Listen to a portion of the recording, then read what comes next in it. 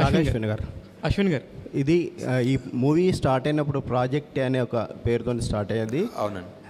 ఈ movie first Chiranjeevi దగ్గరికి వెళ్ళి ఈ కథ నరేషన్ చేశారు కదా? లేదండి, చిరంజీవి దగ్గర నుంచి ప్రభాస్ దగ్గరికి వెళ్ళారంటే మీకు లేదు, వెళ్ళలేదండి. Okay okay. అశ్విన్ సార్, ఈ సినిమాలో అశ్విన్ గారు, నాగేశ్వన్ గారు, అశ్విన్ గారు ఇక్కడ sir. Ashwin sir sir hi అండి. హాయ్ హాయ్, బాగున్నారు సార్? బాగున్నాను సార్. 2014లో 15లో అలాగా మిమ్మల్ని చూసినప్పుడు ఈ ప్రపంచ స్థాయి సినిమాకి మా నాగేశ్వన్ కూడా ఉంటాడని చెప్పేసి మేము అనుకోలేదు సార్. నిజంగా ప్రౌడ్ ఆఫ్ యూ. మా రాజమౌళి గారు కాకుండా పక్కన ఇంకొక నాగేశ్వన్ అనే చైర్ కూడా ఉండింది ఇప్పుడు. Very proud. ఎందుకంటే సినిమాని చూస్తున్నప్పుడు చిన్నపిల్లల్లాగా ఎంజాయ్ చేస్తున్న మనుషులు నేను చూశాను. ఒకటికి 2-3 సార్లు చూస్తే కానీ ఆ ఎంజాయ్మెంట్ ఫీలింగ్ని ఓకే అమ్మాయి చూసేసామన్న ఫీల్ రావట్లేదు. ఎనీవే, దానికోసం first congratulations. Thank you sir. ఇకపోతే ఇప్పుడు మీరు తీసుకున్న క్యారెక్టర్స్లో కౌరవులు అనగానే మనకు ఆటోమేటిక్గా ఒక నెగిటివ్ ఫీలింగ్ ఉంటుంది. ఇప్పుడు మీరు చూపించిన 2 హీరో క్యారెక్టర్స్ కూడా, ఈవెన్ అమితాబ్ బచ్చన్ గారి క్యారెక్టర్ కానీ లేకపోతే కర్ణుడు క్యారెక్టర్లో ప్రభాస్ గారిని కూడా, ఈ 2 కూడా కౌరవులకు సపోర్ట్ చేసిన క్యారెక్టర్స్. వాళ్ళు యాజ్టీస్గా నెగిటివ్ పాయింట్ వైఫ్లో వెళ్తారు. మీరు అసలు అలా ఆలోచించినప్పుడు ఏ పాయింట్ని తీసుకొని వీళ్ళిద్దరిని హీరోలుగా పెట్టి తీద్దామనే ఆలోచన ఎలా వచ్చింది సార్?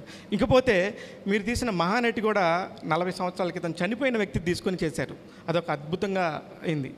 ఇప్పుడు కూడా మీరు చూస్తే కొన్ని వేల సంవత్సరాల క్రితం వెనకాల జరిగిన ద్వాపరయుగాన్ని మళ్ళీ ఇప్పుడు 800 సంవత్సరాల తర్వాత జరిగిపోయే కలియుగంలో జరగబోయే అంతాన్ని కూడా చూపించబోతున్నారు.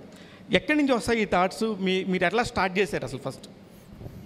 అంటే ఈ పర్టిక్యులర్ మూవీ ఐ థింక్ ఒక ఫస్ట్ టైం చూసి వాట్ ఎవర్ ఆ క్లైమాక్స్ అన్న ట్విస్ట్ అంటే ట్విస్ట్ అనుకోవచ్చు, అవన్నీ చూసిన తర్వాత రెండోసారి చూస్తున్నప్పుడు I feel it's almost different film, new film. చాలా వేరే పర్స్పెక్టివ్తో చూస్తాం రెండోసారి. So I think it's definitely worth a second watch because for example ఆ కర్ణుడి యాంగిల్స్ చాలా ఉంటాయి. రెండోసారి చూస్తున్నప్పుడు విల్ బి లైక్, ఓ ఇక్కడ ఒక టిట్ బిట్ ఉందా, అక్కడ ఒక టిట్ బిట్ ఉందా అలా కనిపిస్తాయి. దట్ ఈస్ అండ్ ఎక్కడి నుంచి వస్తాయి థాట్స్ అంటే తెలియదు సార్. అంటే ఉంటాయి. అంటే మహానటిలో కూడా చూసుకుంటే చాలామంది క్యామియోస్ ఉంటారు. అంటే మీరు ఎప్పుడైనా చిన్నప్పుడు సినిమాలు చూసినప్పుడు అరే ఒక కొత్త స్టార్ని చూసినప్పుడు అరే ఈయన as an audience maybe it's interest, maybe it's fun, నాకు ఇష్టమేమో సార్. మేబీ సడన్లీ ఒక క్యామియో లాగా ఎవరో తెలిసిన ఆయన వస్తే సినిమాలో ఒక it feels exciting. It's like one little bridge between this world and that world లాగా అనిపిస్తుంది. ఈ సినిమాలో కాన్షియస్లీ అన్నీ పెట్టుకోలేదంటే for example like Vijay is a cameo అనుకోవచ్చు, but also you need somebody to play Arjuna, so it's a role.